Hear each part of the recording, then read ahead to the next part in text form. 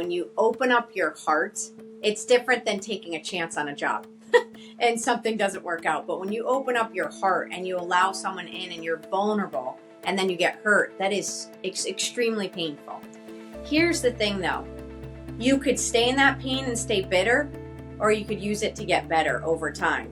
And the part about this is, I'm going to remind people, we did not come here for ourselves. So when you get betrayed and it hurts and everything in you wants to just shut down, recluse, pull away, I'm going to remind you, that's not why you got life. That's part of the journey. And you have something that God gave you. And for you not to get back up and use that, it's like a slap in the face, because Jesus got betrayed and still went on knowing what he was going to endure. Why would we not? It's going to happen to us. It just is. It's human behavior sometimes is a little faulty. It needs a little tune-up. People make some big mistakes. But I want to remind you, we need you to get back in the game. We need you to remember that your gifts are still there.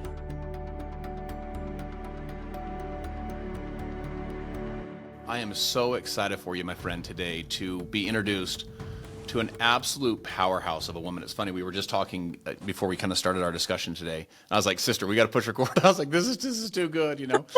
And her insights and her wisdom is just off the charts. Her perspective, her emotional intelligence. You know, one of the things that we all need to work on is emotional intelligence. So we all have our IQ, right? Your IQ is your ability to learn and retain information. But our EQ, your emotional intelligence, your ability to be resilient, to work with people, to bounce back, man, that's what we really need to work on, particularly in today's world where it's just there's so many things happening all at once.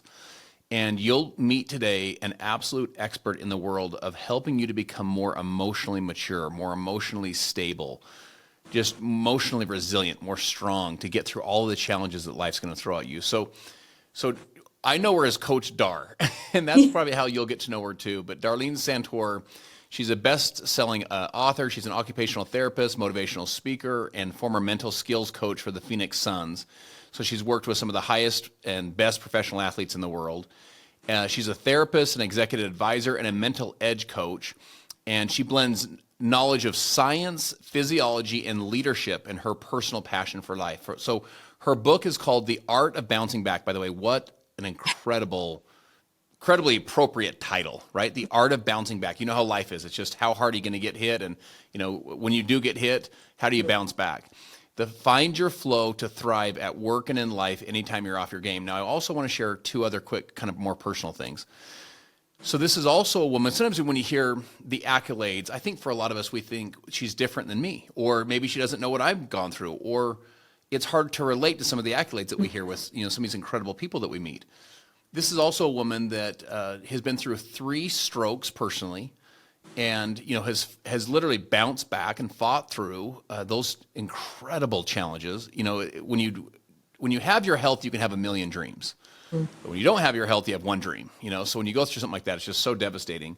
The other thing I want to tell you about her is when the first time she and I met, I was going through a particularly challenging time, you know, in my career.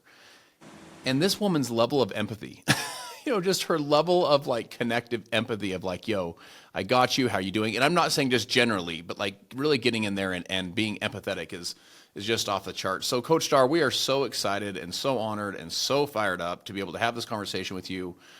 How are you today? And thank you for being on with us.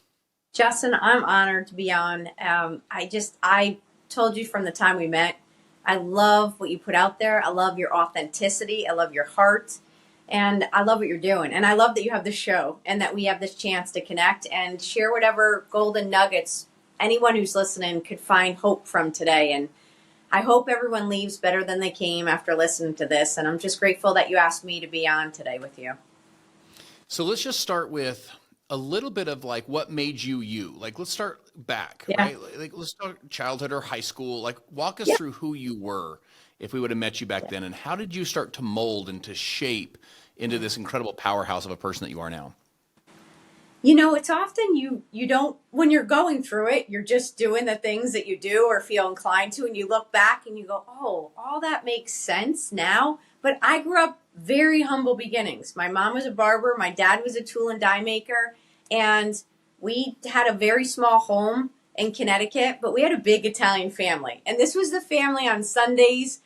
Sunday football would happen. We'd go to church. Everyone would come over. And we'd watch football. And the funny part is, what makes me who I am today is my sister was born. Then 4 years later, they had me, and I was supposed to be a boy, and I came out a month early, and I was a girl. Well, when I came out, my dad goes, "What the hell?" He wanted his son. And so go back to Sundays, I would be sitting with him and my uncles watching football, and we'd be going over plays, and he'd tape it on a VHS tape, and we'd rewatch film on Wednesday. Now, I never in a million years would think, oh, I'm going to go coach, professional athletes on their mindset. But when you look back, my father had me very much teaching me principles of leadership, resiliency, performance, that if I practiced anything, I didn't just practice it. I practiced it with good habits. And my mother on the other side was someone who was like Mother Teresa to me. If someone hurt, even though she was hurting, she had her first triple bypass at 40, and she passed at just 4 years ago at 72 with multiple heart problems. But that woman still got up, went to work, served in the barber shop, and she said, if God still has me here, then I'm supposed to serve. So you could see kind of the dichotomy of both parents, and that is how I became me, really a sense of it. And when my grandfather had a stroke when I was 16, I saw the occupational therapist come in and work on his cognition. And I thought, what is that? Because I've always been the person since I was a little kid. I ran for student council in 6th grade. Not because I was necessarily the smartest, but I'm the person that goes, what do we need to do to affect change? And I'm for the underdog. If there's someone hurting, I want to help them. I could be hurting, but I'm like, we're not all going down, and I'm not letting you go down. And that has been a constant theme my whole life. I love the show Rudy because I love literally the underdog. And I've had this in me forever to literally be the voice until someone could be their voice, take the risk. So I go to school to be an occupational therapist, get out, marry my college sweetheart. I think, Justin, from where I came from, I'm working in a great hospital. I'm growing in my career there. I'm married at the time. I'm thinking I'm living the American dream. This is everything. And that's when I suffered my first stroke. And How it old changed were you at this point? 25. How old were you in the first stroke? 25. Wow. But I was taking care of stroke and brain injured patients. That was my specialty. Neuro is my specialty, taking care of stroke and brain injured patients. What got me into this is seeing my grandpa have a stroke. Then I start treating stroke and brain injured patients, and then I have a stroke. I'm thinking, this is crazy. And that was a catalyst for me, not right away, but shortly afterward, because they said, Dar, you have a blood clot in your brain, and if this dislodges, you could die any day. And I only say that because it just gave me more gumption to say, well, sugar, if I could go any day, then I want to go fix things. I want to go reach people. And that has been a continued another parallel in my path of, when people hurt, Justin, I hurt. So even that time when we first met and you were going through something, if you hurt, it doesn't matter if we've known each other 1 hour, 1 day, or 100 days. If someone hurts, I hurt. And we are not meant to do this life alone. So I think my journey, I'm a hope dealer. I try to give people hope for staying in the fight. Yeah, I heard a story once where it may have been a parable, it may have been a real story, but basically there's a man laying there. He's beaten down by life. He's homeless, and the man walks by and basically gives him a hand up to help lift him up. And next day he's still laying there, and the man comes by and gives him a hand up. Next day, same thing, and the man's kind of like, yo, what's up? Like, why are you let's go and get up and get going, And the guy goes, he said, I appreciate the hand up. He said, what I really need, though, is someone to come lay down here next to me and just feel what I feel. And that's you. You have this incredible kind of gift, this heartfelt gift of empathy. And literally, when we first met, I had the positive face on, right? But I was underneath, there was it was like the duck on the lake, right? You're looks normal, but underneath it's going 100 miles an hour. There's a lot going on, and you literally sensed it. And you're like, talk to me, and I'm like, I'm good. You're like, no, how are you really doing? How that again? Some of that is just this inherent gifting that you have, and maybe just a little bit of part of your soul. But how do we develop that? As we're listening, how do we become more empathetic? Not just sympathy, I Yeah. feel for you, but empathy, like I feel you. Like, how do you teach people to gain some of that? Because what a great leadership trait. People, Mm. they don't care, as you've heard, how much you know, until they know how much you care. So how do we gain that as we're watching you lead people? I think some of this is going back to the EQ. If you could really start to help your EQ, your emotional intelligence radar, so that when you walk in a room, now you may have to get things done, but you're walking in for two reasons. One, awareness of the room, what's going on, and also awareness of you. What is your tone when you walk in? What is your energy? How are you showing up? And you have to be aware of that while at the same time you're reading the room. Because you may be coming in and ready to share about something, and you see a friend, a coworker, someone in your family, and you go, oh, you pick up something's not right. So you going to share about something that maybe isn't appropriate at that moment pulls you back, and you take note and you go, hey, you okay? And once you start working on this, where almost it's a meter, you want to work on this, you start picking up what's going on in the room, have awareness, it'll help. It'll greatly help. Yeah, I think one of the best ways for us when we walk in this case, when we walk into a room, one of the best things we can do is, instead of focusing so much on, am I doing a good job? Do I have, is my outfit cute? Like, in other words, it's so inward focused. You start focusing on other people, and, you kind of walk slowly through the crowd, ask questions, listen, Yeah. observe. And when you do that, I think you start to pick up on what people are really thinking, what they're really feeling, what their real tone is. And then also the way that you show up. That's one of the things that you can always control, my friends, is just the way you show up. So we talked about just this morning.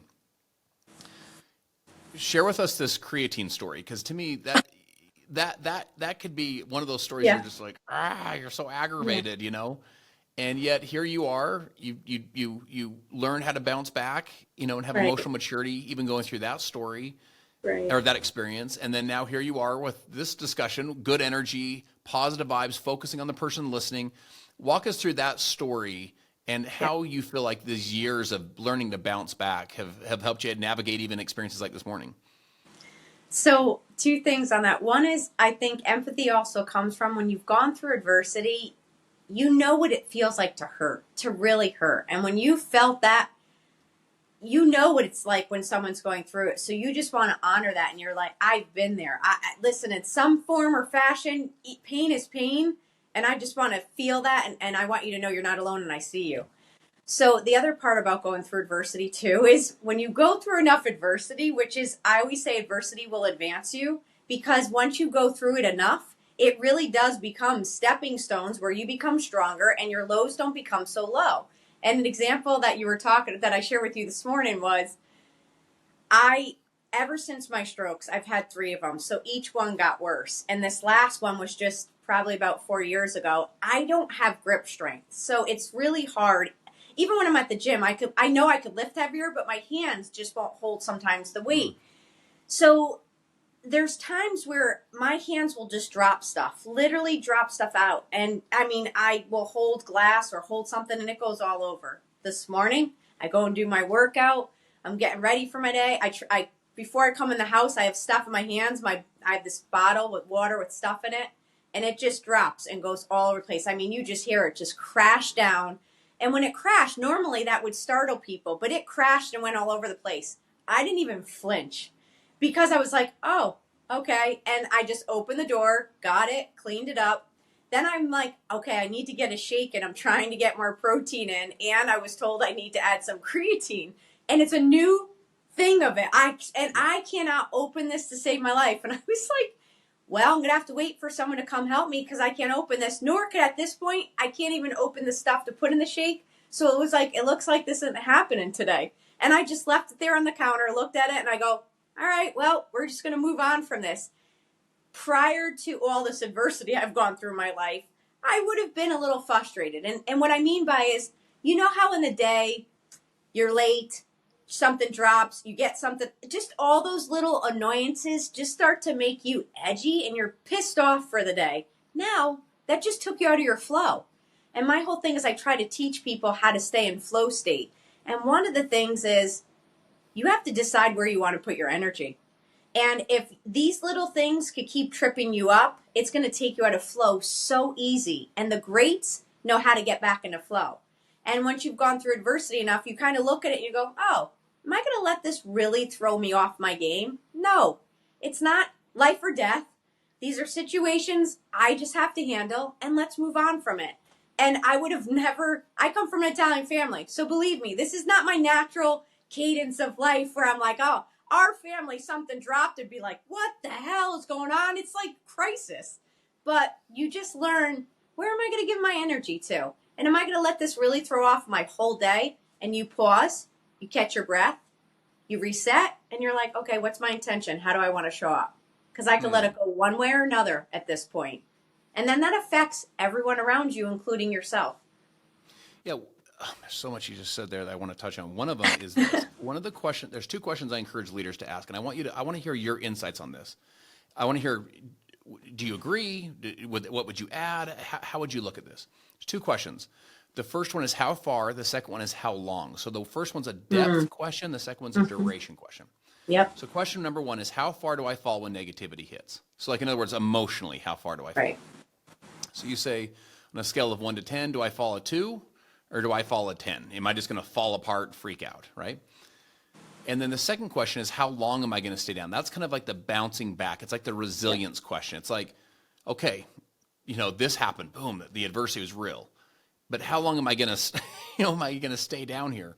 Right. I think all of us know people that have been through real life challenge, whether it's, in your case, whether it's 3 strokes, all of which were progressively worse, whether it's bankruptcy, divorce, addictions, just real life challenges. And we know folks that have gone all the way to the bottom. They've hit, in essence, rock bottom, right? Yeah.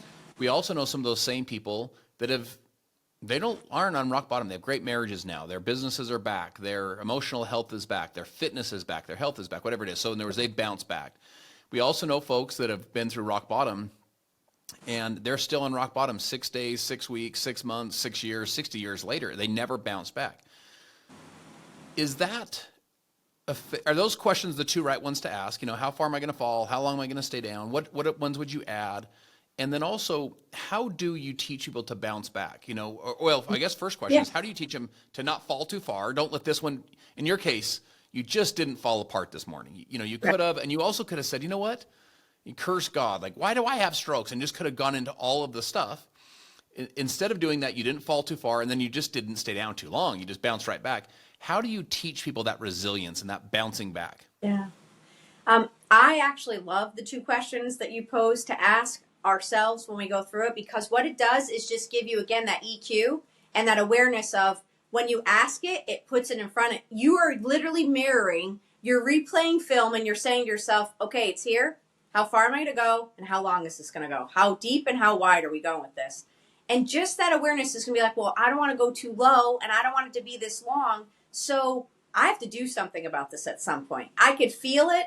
I can embrace it. But then at some point, I have to do something about it. So that awareness helps you create eventually action. And without that awareness, it's hard for you to take action because you don't even know how low you're going. The days just are going. But if you ask those questions, which are great questions to ask, then you're going to have some awareness. And then how to build this resiliency and this bounce back kind of mindset. Honestly, it starts by really, when it hits, I start off in this process that I teach people this in the book, embrace the suck. So for the moment when it hits, just going back to the example, that gentleman just wanted someone to sit with him for a minute. So when it happens, it's just like, just sit with me for a second. Like, I just lost someone. I just went bankrupt. I just gone through a tough time, whatever that is. You have to embrace it and feel it, because when we don't feel it, it's going to come up at some point later on in our life. It just does. So you embrace it. Then once you catch your breath a little bit, you sit there and you have to go, okay, I'm going to go to point number, like the first thing I take people through after I embrace it is remember who you are. Because when we hit adversity, we start to forget who we are. It's as if all of our gifts, all of our talents, everything that got us here went away because someone left us, because business didn't go as right, because we had lost, because we had strokes, whatever it may be. And I am telling you, a bad season does not mean a bad life, and your talent didn't get pulled away. You could lose a lot of stuff. You could lose a lot, but you did not lose your gifts and talents. That is something you earned. That's something that's developed over time, and it's also a gift God gave you. So I help people remember who they are, and we create this confidence card that we write out. We literally write this out. So when the hits come back again, what am I going to do? I'm on the phone with them going, read back to me who you are. Tell me what your gifts and talents are, because you could use that to bounce back, to come back, and all of it. Walk me through the confidence card. What I just want to dive into that for one moment. Yeah. What does that look like? So it's By the way, great. what a great concept. What a great concept. Working in pro sports, we always have the scouting card. And so you have the scouting card, which when we're drafting, you're looking at, okay, what's on their scouting? What makes them great? What makes them different? Obviously, there's some challenges on there, but I'm looking at what makes them great. And then you build off of that. And it just got me thinking as I was, over the years working with people, I thought we should have a confidence card. And so what I do is I sit down with all of my clients, anyone I work with, and I say, number one, I want you to take time, and I want you to write me what you're good at. I want you to tell me all your gifts and talents, write it to me and send it to me. Then I said, I want you to get 3 to 5 people that you know. I need you to just type them a text or a letter, email, and say to them, if you were to describe who I am, what would you say? And I said, send those to me. Because what's going to happen, Justin, is you ask those people, there's parallels in something everyone is going to say about you. And what you do is you circle all the parallel words that you want to pull out of them, all the words that they said, put it down on paper, compare it to your list, take the pieces that you want, that this represents who I am, and that be on an index card or on the notes section in your phone. This now becomes who you are, what you're gifted in, who you are. So when you have moments that you doubt yourself, I need you to go back and read that. That's so good. That is so good. I talk so much. So my book was Be the One, right? The one is an identity. It's like remembering who you are. Yes. That's one of the first things you do is you anchor them back into this positive identity. And, I really believe that confidence is the foundation of your success. It's hard to get everyone else to believe in you if you won't believe in you.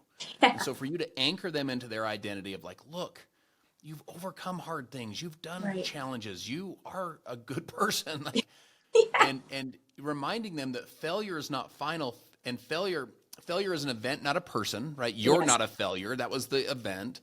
And it's not final, it's fertilizer. And your success grows in this fertilizer of failure as you remind yourself that, you can get through this stuff. What a brilliant strategy to teach people to help bring them back. By the way, one of the things that I've noticed as we've gone through this, the questions you ask, that moment you encourage them to press pause and to have a breath, or going back to their confidence card, the writing that they've done, all of this stuff is bringing to basically the frontal lobe of their brain. It's bringing to the front of their brain this idea of they're getting into the more logical part of their brain. They're not just all on response and emotion. I wonder if that's one of these ways that you're helping them bounce back, as they kind of get out of all the feelings of it and get into like more of a process. I'm like almost dissecting it as I'm watching you do it. It's so true, because that's the neuroscience of it. I mean, it really is. When we have an event happen, we can get triggered and we want to go to respond. And we literally didn't create space from the event to what we should do. Yes. So when you take the pause, when you take the breath, when you take the reflection, anything that just has you pull a little bit to be like, hold on, what is this for what it is, and how do I want to respond to it? This distance that we create from the event allows us to have a better chance to respond better, to show up better, to create better outcomes and actions from it. But without that, just a second of a distance from it, it could set us one way or the other. So I'm trying to create that space to create some clarity and some reflection time. So one of the little formulas I teach is E plus R equals O. You've seen this probably before. It's a coaching formula. I think I originally heard it from Urban Meyer, the former college football great coach. And it's event plus response equals outcome. So first lesson is the E doesn't equal the O. The events of your life don't equal the outcome, because you get to own the R. And the space that you're talking about, Viktor Frankl, who wrote Man's Search for Meaning, he called it, so you're calling it the space. He called it the gap. It's the same exact concept. Mm-hmm. He said no matter what events happened, and if you know his story, he and his family were hauled off into Auschwitz. It's one of the worst, times in all of human history. And he said, but no matter what they took from me, they couldn't take my response because he owned that gap, the gap before his response. What a powerful Talk about way to teach that. resiliency. Oh my gosh. Oh my gosh. That and the movie Unbreakable. Mm-hmm.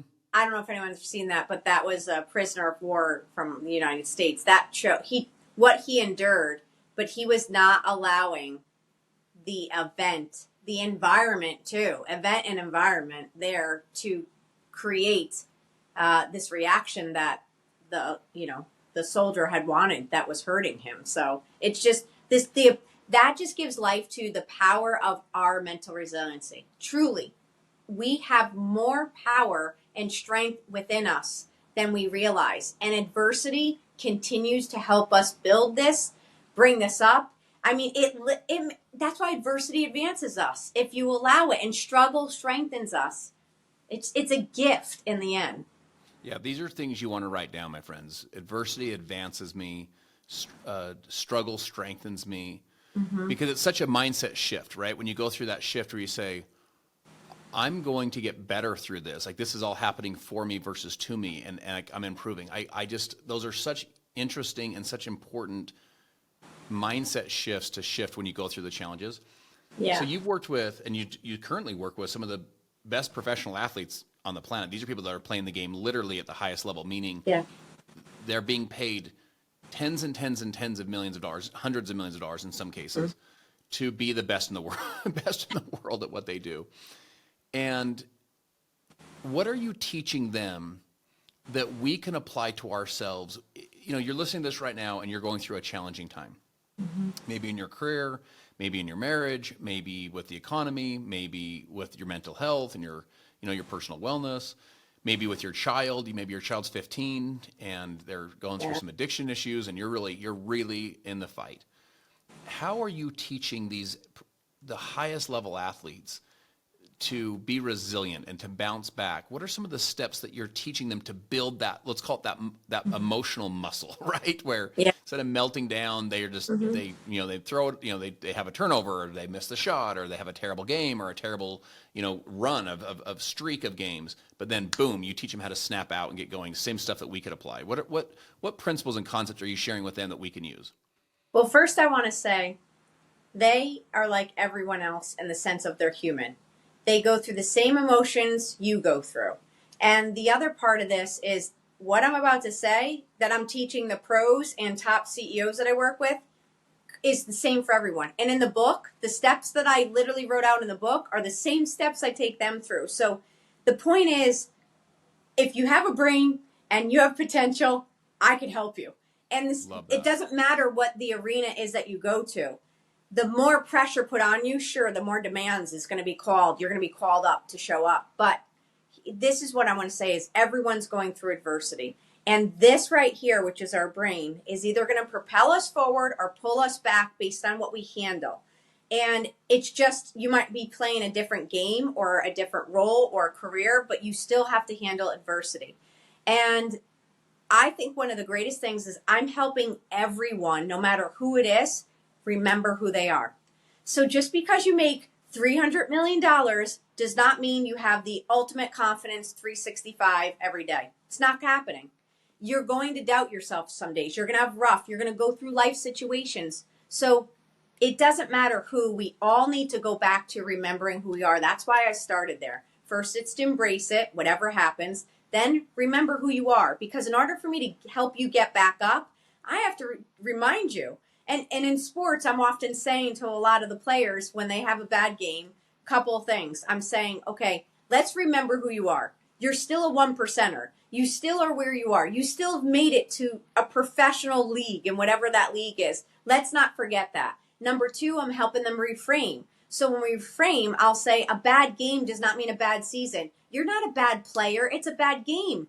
And never, ever in someone's career have they had every single game optimal. It was never where every game they won and they were at perfect, practice or perfect form. you're going to have some bad games, just like we're going to have some bad days. We're going to have some losses in life. But as I texted and I've talked to many players about, I'll say, hey, it's not about not having mistakes. It's about, and it's not about not having losses. It's about how do you show up after this happens. That's the difference between good to great.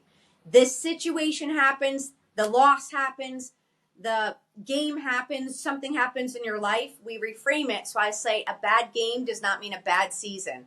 Doesn't even have to be a bad week, but you can make it a bad week and you can make it a bad season. And for us, we can make it a bad year if we just perseverate and stay stuck on the things that are not going well.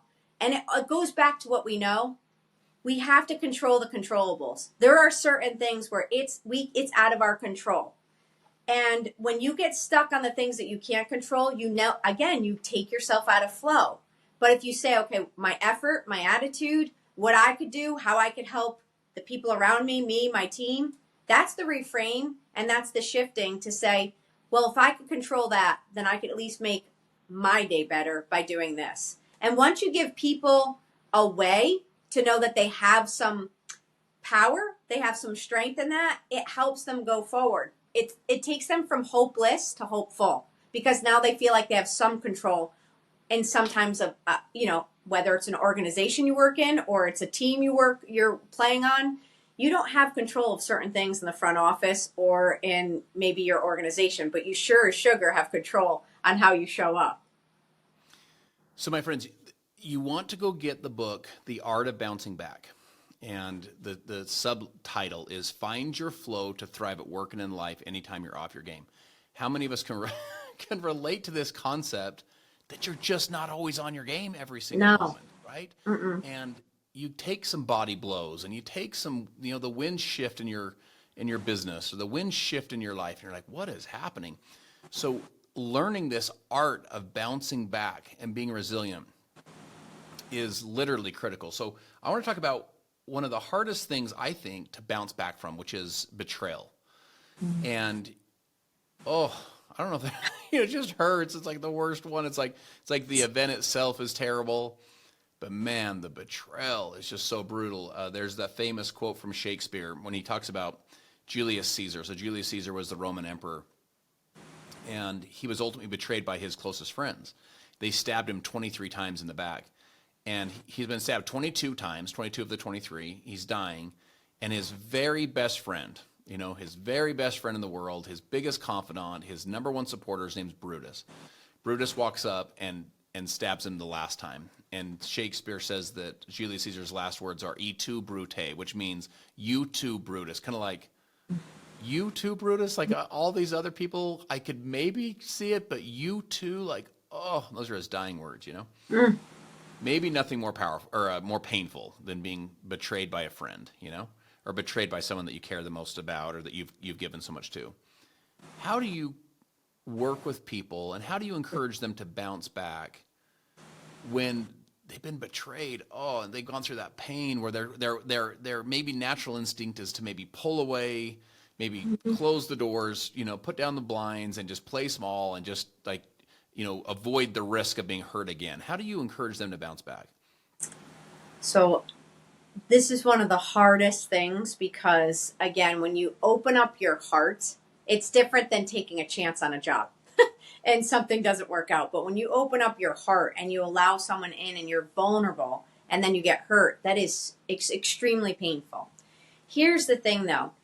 You could stay in that pain and stay bitter, or you could use it to get better over time. And the part about this is I'm going to remind people we did not come here for ourselves. So when you get betrayed and it hurts and everything in you wants to just shut down, recluse, pull away, I'm going to remind you that's not why you got life. That's part of the journey. And you have something that God gave you. And for you not to get back up and use that, it's like a slap in the face because Jesus got betrayed and still went on knowing what he was going to endure. Why would we not? It's going to happen to us. It just is. It's human behavior sometimes is a little faulty. It needs a little tune-up. People make some big mistakes. But I want to remind you, we need you to get back in the game. We need you to remember that your gifts are still there. This person, when someone betrays you, they're going through something. I don't know what it is, and I don't know why they're doing it. And it could be a disorder. It could be a pain. It could be a lot of things of why they did it. Now, you put some healthy boundaries. You take space from that. You work on healing from it. And then you go forward doing what you were called to. You continue to run the race. And part of you running the race, once you start to get momentum again and breath, and that distance comes between you and that event of that betrayal, you start to gain back your heart. You start to gain back your confidence. You start to gain back your why again, on why you're doing this. You believe back in your mission, and you believe back in people. And the last part of this is, if you were to allow the betrayal to win, it wins on multiple fronts, because now other people are never going to receive your love. And you came here to love as part of this. You really did.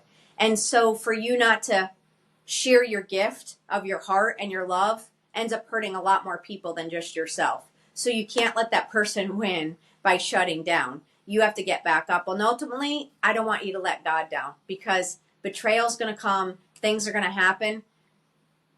Jesus went through it. Why wouldn't we? And what did Jesus do? He continued. So we have to continue. We have to continue, because we're on a mission, soldier, to keep going. I had a friend say to me that Jesus needed Judas to become Jesus. Yeah. And so, man, you look at it and you say, maybe this just deep, deep, deep pain, this betrayal, I actually am, I can use this to become the full version of, who I was really born to be. And one of the things I share with people is to convert the hurt. So I'm not suggesting that it doesn't hurt or to act like it doesn't hurt. No, it hurts. Oh, the deepest level. But what you can do is it can go through a conversion process from pain to fuel. So instead of it destroying your future, it actually drives your future. It drives your dreams. And you convert it from pain to fuel. Now, what I want to ask you is this. Here's been the observation that I've had. When you first convert it, you can build it a little bit of revenge or rage, or like, I'll show them, if it's the last thing I do. And by the way, my observation's been this. My observation is that burns like gunpowder. It burns really hot and it burns really fast. And you can use it for like a really short little burst. You know what I'm saying? You can use it for weeks, maybe months, maybe. But at some point you have to convert from the gunpowder and the revenge and the rage into like your legacy and your dreams. Yes. And because like almost more of a place of like love. And I don't mean this in like I'm talking like real business here, real life, right? But a place of like your mission and your purpose and the things that actually move you, because those will move you long term. So Tom Brady, 199th pick, man, I think there was a time in his life he's like, I'll show all of you that passed on me. But once you've won one championship and then two and then three and then four and now five, I mean, at some point, why do you wake up and just grind and work and keep putting in all the effort when you're the best ever in his case, right? Mm-hmm. Why do you win 6 and then 7? Like, why do you keep going? You do that out of dreams and goals and legacy and the things that are deeper. They can pull you through long term. So dreams pull you through long term. The revenge, can maybe burn as gunpowder for a short, kind of kick your butt, like get you going, get you going. What's your thoughts on that? Have you seen something similar? Again, the question would be, if you convert it from pain to fuel, and how do you take it from revenge, or can you build on revenge for the rest of your life? Or at some point, does it need to kind of go from like revenge and the I'll show you into like, does it need to eventually get into dreams and legacy and mission and calling? Here's an example I'll tell you. When I watched Last Dance and I saw Michael Jordan and he's still crying, you feel the pain when he didn't win 7 for him. And I say that he used the pain to fuel him, but then he didn't release it after a certain point. And I still feel that hurts him to this day. Now, he's the GOAT. He's fantastic. So I'm going to jump in with you on this. Jordan, to me, So glad you brought him up. If you listen to his Hall of Fame speech, here he is, the greatest ever of all, like maybe of any sport. I mean, he is the best. He's the GOAT. And in his Hall of Fame speech, he talks about like Brian Russell that played for the Jazz when I was a kid. These are people that slighted him. And he said they threw logs on his fire. And to your point, I think some of that resentment, if you were to dissect him as a human, I don't think he's such an extreme competitor. He's so extreme on it that I almost wonder if it's stuff that is not healthy and does not. That's exactly it. That's why I brought him up. It's not healthy. So I think having the chip on your shoulder in a healthy way is good. It gets you. You know, Edelman even is a great example. Julian Edelman, how he came up and was the underdog. Tom Brady, underdog. They used it, and it was a chip on their shoulder, like I'll show you, but they still had joy. They still find joy along the way. Again, I don't know him personally, but you watch patterns of things, and whereas Jordan just feels like this bitterness is still logged in his head, and he still hasn't released it to go live it. So there's a time where it continues to fuel you, and there's a time that you let it release from you too. So that bitterness doesn't hold you up from this journey. And I definitely think you could use being an underdog for you, but don't let bitterness hold you back. Yes. So good. I want you guys to make sure you get connected with her at Coach Dar. So it's just DAR. So CoachDar.com. And then also on Instagram at the Coach Dar on Instagram. Now, you've got some big stuff coming up, right? Obviously, you got your book, which The Art of Bouncing Back. That's one we all need. This is an emotional muscle we all need to build. But you're always, in addition to just your incredible content that you're putting out all the time, just the consistency of free content. But you got some big things coming up this year as well. So I want to make sure that they just hear and are on the lookout for some of the things that you're working on, where they can get closer to some of your insights. So the same insights these multi-$100 million professional athletes are getting, normal folks like us can get too, to help us go to the next level in our lives. And so share with us what you're working on. One of the things is I'm putting on this year two times that'll happen this year, but it's called The Experience. It's going to be a 2-day event. It's an experience to help literally help you experience more of life, to open up more of your human potential, so that when you leave better than you came. It's literally taking 27 years working in neuroscience, psychology, leadership, and putting together an experience. I don't like anything boring, so I'm putting together a 2-day event that just allows you the power of what you could do within a short frame of time, how you could open up, see yourself, take on experiences, do the tough things, and come out better on the other side. So this experience, the first one's going to happen in May, and stay tuned so that you could sign up for it. So people could go to CoachDar.com, sign up for my newsletter, and then I'll be sending stuff out to everyone who signs up. I'll also be announcing stuff on Instagram, and stay connected there, because this is going to be a lot of fun. And then obviously if you want to connect with me for speaking or coaching or more stuff, we're going to have other ways that people can engage along this year. But this year for me is going deeper with people. So my word for the year is depth. I really want to pour into people through the content that I put out there, through these events that I put on, through the one-on-ones that I get to do, and then a lot more that's coming. So I want people to stay tuned, because I'm going to be delivering this in layers so that it doesn't get watered down, so that we could go deep and connect. You started this discussion, you just repeated it, which is that the people will be better because they came. And Coach Dar, you have a gift to make people better because they were around you.